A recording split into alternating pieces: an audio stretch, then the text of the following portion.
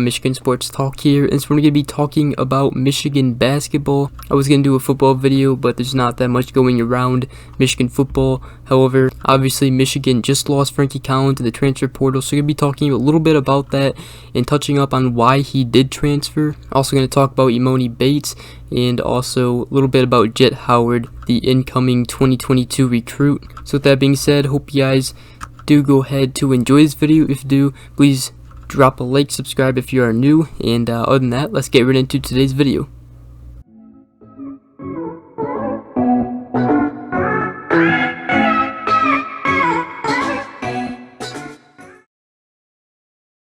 Alright, so going to talk a little bit about Frankie Collins. It was obviously a surprise for all of us, for every Michigan fan. Kind of felt like Frankie Collins had the potential to start next season. And I'm going to start just talking about information I found in this article from MLive, and has some interesting stuff in it. Just talking about how some of Frankie Collins' family members would reach out to the coaching staff when Michigan ever got involved with other point guards. Like for instance, Doug McDaniel, the 2022 recruit coming in, his family actually reached out to the coaching staff and Jett Howard and just asked how, if this would affect Collins and just how the additions would affect Collins and maybe his playing time and stuff like that. The same thing happened with when Michigan actually tried to go after Sam Sessoms from Penn State. Michigan never pursued Sessoms. However, when Sessoms listed Michigan among his finalists as a transfer, his family obviously asked about the roster, and actually Phil Martelli was talking about all of this, spoke to MLive, and Martelli actually said that Michigan's coaches' response were always the same when asked about potential players going on Michigan's roster, and the response to Collins' family members and everything to them was, we want to have good players in the gym and there's going to be competition. Now Martelli actually said that, I know that Juwan more than anybody was prepared for the conversation with Collins. He said he didn't think it would be an easy conversation when Llewellyn's information came out. Then obviously the next day Collins entered the transfer portal.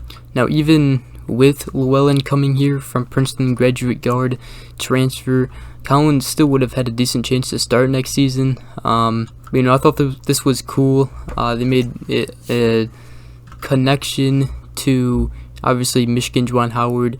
They're saying of 4 competitors only, and obviously Jett Howard is gonna go out and get the best players possible. And so when he says 4 competitors only, he really means it.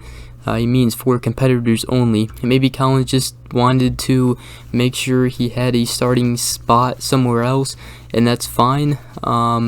Now Llewellyn would have probably cut into Collins' playing time next season, and actually the timing of Llewellyn's commitment actually benefited Frankie Collins, and allowed him to enter the transfer portal before the past Sunday night's deadline. And then obviously Martelli, said that Michigan staff and everybody wishes Frankie Collins well, and so at the end of the day, it's Frankie Collins' decision, and obviously, the questions were rising. Why did he transfer? Very good player, but obviously, it had to be because of Llewellyn's, appearance here now incoming to Michigan. So I just hope the best for Frankie Collins. Obviously, everybody wishes him the best, and sucks to lose him, but this definitely gives me a little bit more confidence in Jett Howard. Just the saying of 4 competitors only, going after the best players. I do think at some point though, if it doesn't work out, he will have to stop going out in the transfer portal, bringing in a point guard every single year, and just really building on his own point guard, and really just develop his own point guard, kind of like what Beeline used to do. But the next thing I want to talk about, which also some people are happy about with Jett Howard, is Emoni Bates. Now from what I've heard, obviously Emoni Bates, he narrowed his list to 6 schools. It was Michigan, Louisville, and others. Now obviously Jett Howard, we saw him with Emoni Bates, talking to him. However, there hasn't really been anything of Michigan pursuing Bates. We just saw a picture of Bates and Jett Howard talking, but there really was no pursuing from Michigan to get Bates. So his list was narrowed down to St. Paul, Louisville, Eastern Michigan, DePaul, and Arkansas, as well as Michigan. And he actually has a lot of crystal ball predictions going in Louisville's favor because he likes Louisville's coach. So we probably will go to Louisville. But there has been obviously speculations and just talk about Emoni Bates, how it didn't work out for Memphis and how he was a head case and all that stuff. I don't really know much about him. All I know is that he is a good player. Just did not work out at Memphis. But the rumors are Michigan really didn't really want him or didn't really pursue on him. So it's tough to say that we really even wanted him. With Jett Howard and Michigan basketball, the coaching staff really wanted him. So I don't really think they wanted him, but I know we talked a little bit about him, but that's the latest update on Emoni Bates to Michigan talk. Pretty much Michigan didn't even really want him here, so but obviously that's just from all the rumors and everything talking, so which is fine though, because obviously hopefully we get Caleb Houston back, which that'll be huge. Then we got Doug McDaniel and obviously Llewellyn, Hunter Dickinson, Moussa Diabate, don't know if he's coming back.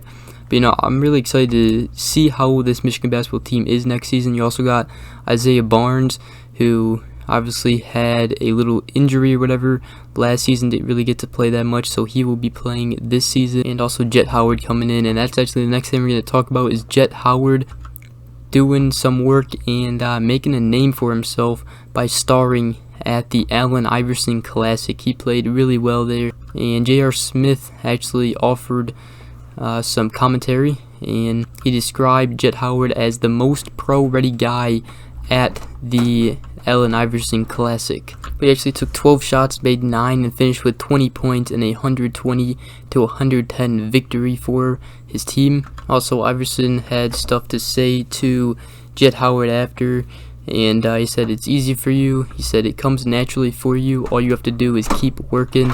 So it's very cool to hear Jett Howard. Hopefully he comes into Michigan, and he could be a direct impact right away for Michigan basketball, just coming off the bench even. So we'll see. But yeah, that's pretty much the latest on Michigan basketball. Just want to touch up on a couple things, especially Frankie Collins. Let me know down in the comments below what you guys think of that. And other than that, hope you guys did enjoy this video. If you did, please drop a like, subscribe for more. I hope you guys have a great rest of your day, and we will see you guys in the next video. Peace.